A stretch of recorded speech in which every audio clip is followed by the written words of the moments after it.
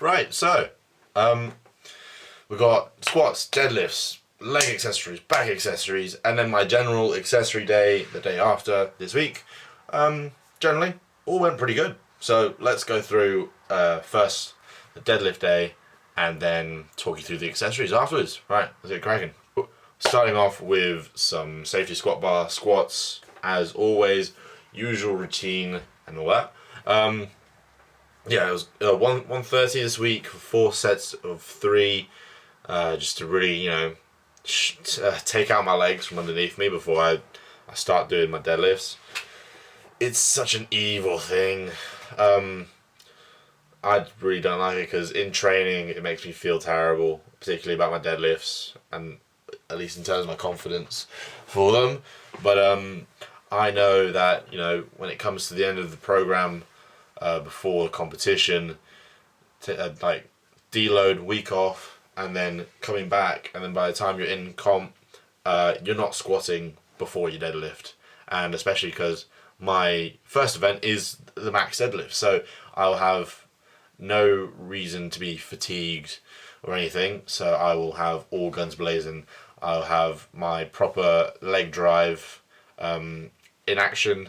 My legs wouldn't have been kicked out from underneath me beforehand, and then alongside all my back strength that I built up during this program leading up to UK's Strongest Teen, should be no problem really. And then my deadlift should just shoot up. Like my last competition, 2 weeks before, when I was still doing the squats before my deadlifts, I was doing I was doing heavy leg presses then, but sort of similar idea, the pre-fatigue. I would do the leg presses before my deadlifts, and I was doing 190, 195 deadlifts for reps, and it felt terrible. It felt so slow, and then 190 kilos on the bar the day of the competition absolutely flew up. It was insane. I'd never felt 190 feel so light. Anyways, moving on.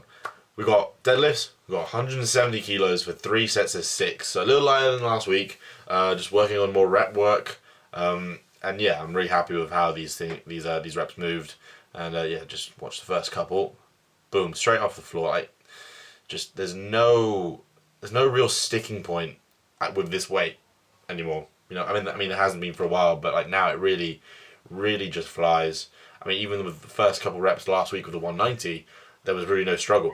It was only until I had to reset my grip and stuff that it really started to catch up to me for some weird reason. Even my coach was kind of perplexed as to what really took it out of me so quickly, seemingly out of nowhere, between my 5th and 6th rep especially. But you know what, that was last week. Moving on, big better things. Really looking forward to next week. Really excited. I'm always excited to see what I've got programmed deadlift wise, overhead wise, and events wise especially. Accessories are accessories.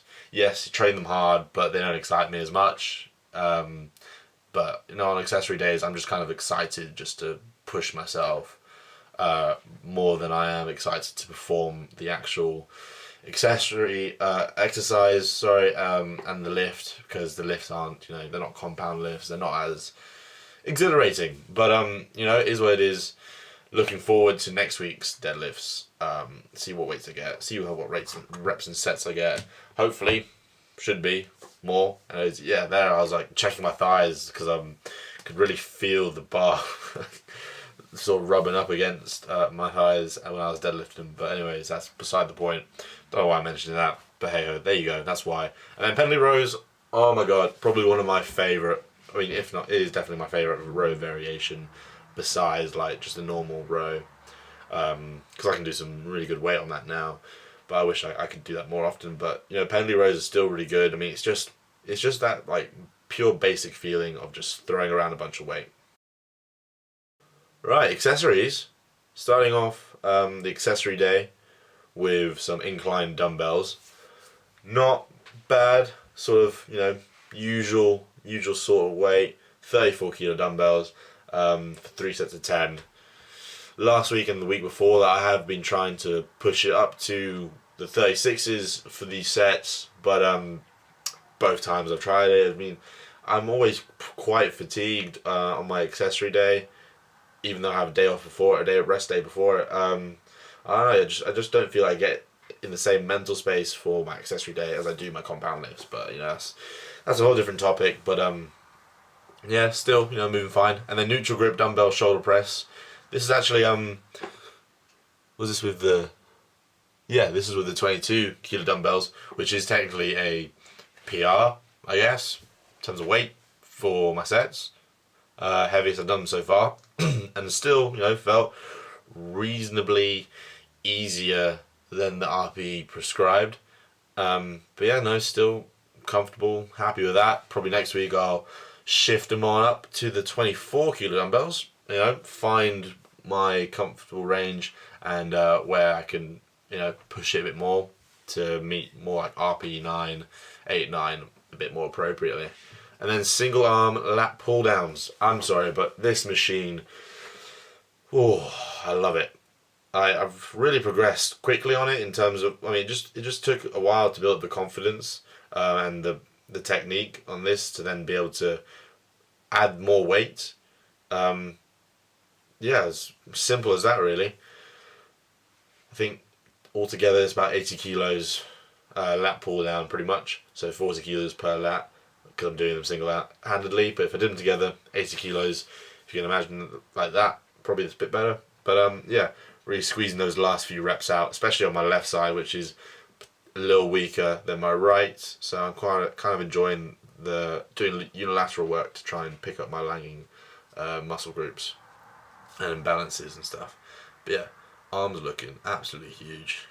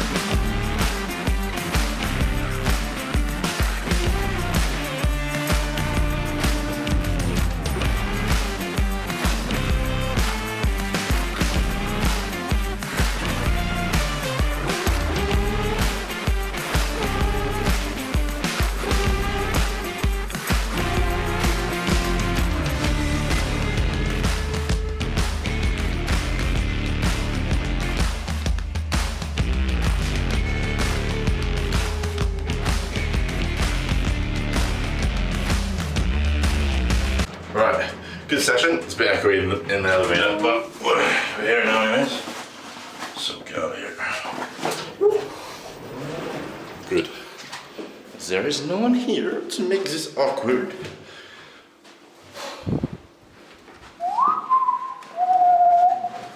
There you go. I was wondering where the light's on. It's usually always on. Never seen it off actually, now that I think about it. Yeah, fuck. The timing is not great. Nah, never mind. We made it through. And now. There we go. Alright, let's get a fucking light on here. So you can see me. Oh, fucking state of my room, man. Anyways, I have got a new bit of equipment, so next time you hear my immaculate voice, hopefully, my voice will sound a little bit better, if that's possible. So yeah, there's the new. Yeah. So little update on that black mic. My camera is so old and ancient that yeah, it doesn't actually attach to it, even with the adapter I bought for it. Yeah, not good. So the audio quality will not be improving for these videos until I decide to, yeah, basically get a new camera, because the one I've got at the minute is Canon EOS 1100D, if that means anything to anyone, and made back in 2011, and is not actually built to handle an external mic. Cheers, Canon. Mike, you go to town, get some batteries for it. There's the adapter, because the fucking plug was too big for this camera, because this is a pretty old camera I'm using at the minute. Useless dead brass battery that doesn't actually work. But yeah, that is the extent of my camera setup, and obviously the tripods and other stuff. But yeah, good accessory day generally, other than maybe incline dumbbell again. I mean, it's been crap every week really, past three or so weeks. But oh well, everything else went really good. 100 kilo on the low row, pretty good. But I didn't film that, and I did do my shoulder rehab stuff, but me being an idiot didn't film it. But I will film it in the coming days, show you the updated rehab stuff, new exercises I got to fix my shoulder. I mean, my shoulder's pretty much fine to do everything I'm doing.